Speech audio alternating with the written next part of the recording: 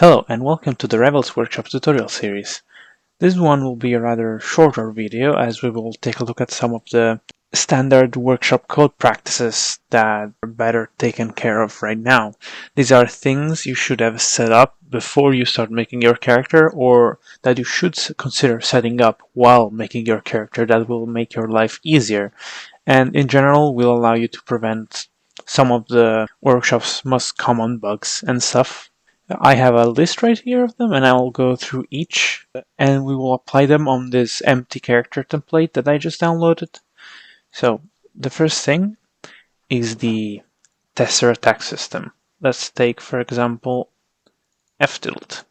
So this attack system was made by Barkun and it allows you to create attacks more easily and move things around way quicker. So the first things you need is an attack variable, which will hold our macro, a num variable, which will start at 1. Now, when we set our attack value, we replace this with 80. And when we create the window, 80 num, and then maybe length 5. We'll make an example ftilt that has startup active and end lag window. And in frames, let's say 3. Next, for the other window, you simply increase num by 1 and add 1 for frame start. So 3, 1, 3, length 12, and simply just keep copying this until you have all you need. Okay, so this is a very basic attack. I'll add, oh yeah, at the end, the num windows num. There we go. This is our basic attack. We'll add a simple hitbox as well. Oh yeah, num should be reset to 1 here. Type 1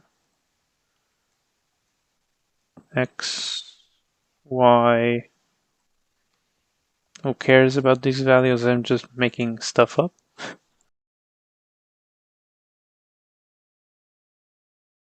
There we go. Something. Oh yeah, damage priority. This is the most basic attack structure. The point of this is that if you want to make other attacks, you just copy all of this, paste it here, grab 1, 2, 3, and there you go. Now you just need to tweak some things and everything else is basically done. So this is why this attack system is very convenient. Next up, this is a thing in general in attack update. So if you play a sound in attack update that is based maybe on when it maybe jab and window equals 1 and window timer equals 3, it's important to check for hit stop, because what happens is that if you hit an attack or get hit by an attack with armor and you're with armor, what happens is that window timer is paused but this script still runs, so this sound will play multiple times, not just once. So always check for hit stop when playing sounds in attack update or in any situation that can get stopped by hit stop. Now let's move to set attack. This is a very important setup for set attack.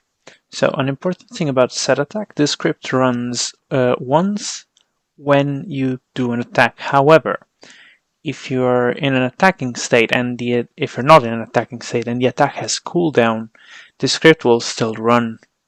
So in order to avoid that, we'll need to put a check here to avoid our attack logic to run if we're on cooldown. Because what happens is if you have important logic here that should be blocked by cooldown, it won't be blocked by cooldown unless you do this check here. So in this case, maybe I want to do set attack for neutral special. Now, this neutral special logic will only run if we can actually perform the attack. 3 slashes and then our args attack. This will allow it with 3 dots. This will allow it so that in any other script, when you call set attack, it will display the args here and it won't cause an error. This is not an error for rivals, this is an error for GemEdit. It's not a real error. This is just a way to prevent it from showing.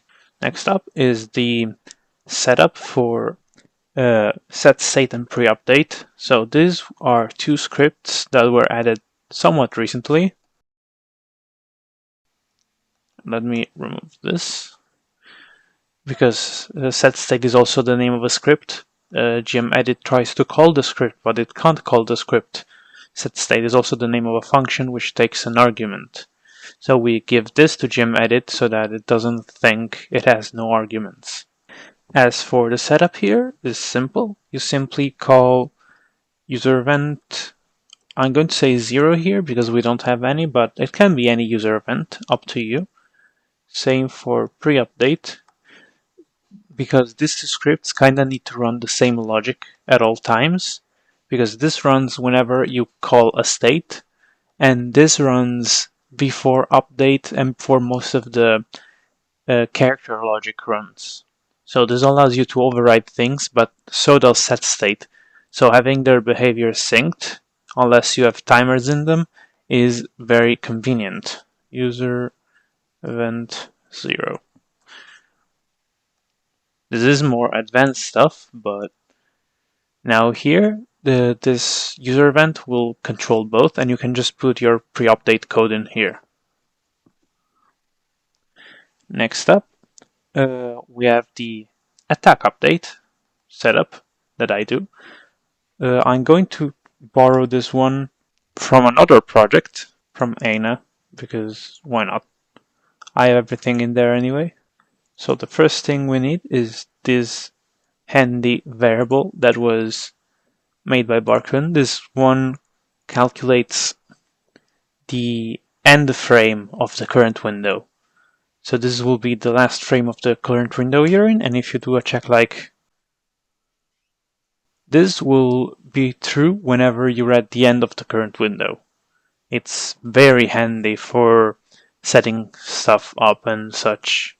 Now for this is a setup I do, but it's not super recommended. It's because I don't want to have to hit stop. You can take this out, however, and just have a different setup that I'll show later. Anyways, normals, strungs, specials,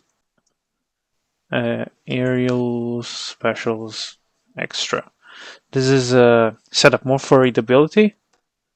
So now with this, you'll just keep everything partitioned well, so that it's very much readable and findable throughout the code. You can see I have it here. I immediately know where the things are when I look through the code. Next is a couple more things, one related to playing sounds, which are some custom functions. This is just an overhead for, I can just make it with args. Was it sound play? Yeah, it's volume and pitch. So this is just an overhead for sound play. Sound loop, panning, volume, pitch. But we'll put a little thing here. So now all of our sound plays, if we use play sound, will check for hit stop automatically. This is just a handy thing if you want like have your code look less cluttered. Next, we have a couple more. This one is very useful for offsetting the HUD. This allows you to move the HUD up or back down with attacks, the overhead HUD. And you set this coefficient here. I have it set manually to 0.2. You just give it an amount and it just does the calculation itself. So like if I want to raise the HUD by 200 when doing jab, I can just set this here and it does all of this by itself. This is very, very useful. This one is also handy. You just use it to set a window. It just sets the window timer and the window timer. You can set a manual window timer, otherwise it defaults to 0, just to go to a specific window without having to write the whole block here. Last is this one. This one I have it on the template. This is a function by Supersonic, which was modified by bar, which is used to spawn base dust in case you need it. Base dust includes like the little puffs of smoke that you make when you run or when you walk, or the visuals you have when you jump or double jump. Next. Okay, so this is the setup for hit player. Let me create a hit player script. So the setup here is quite simple. The first thing you need is my hitbox.id.org. So what this does is check if the hitbox you hit a player with is a hitbox you own.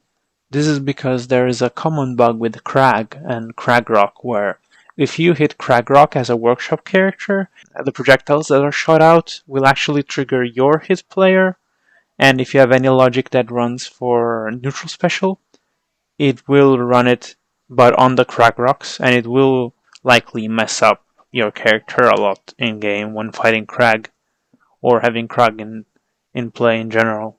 This is the best way to avoid it, and it's recommended you have it on all of your characters to avoid this very specific bug.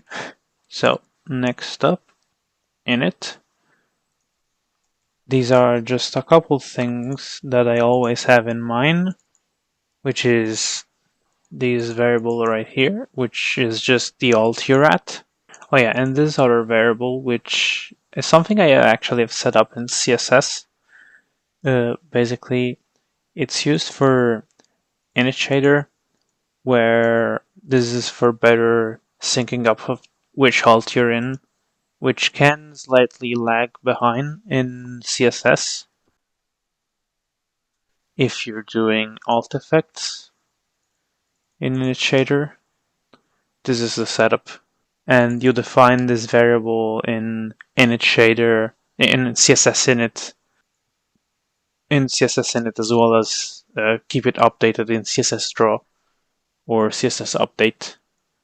Any of the two works. Well, that should be all for this part. Okay, next time we will be tackling hit effects, color mapping, and some other basic visual things. See you next time.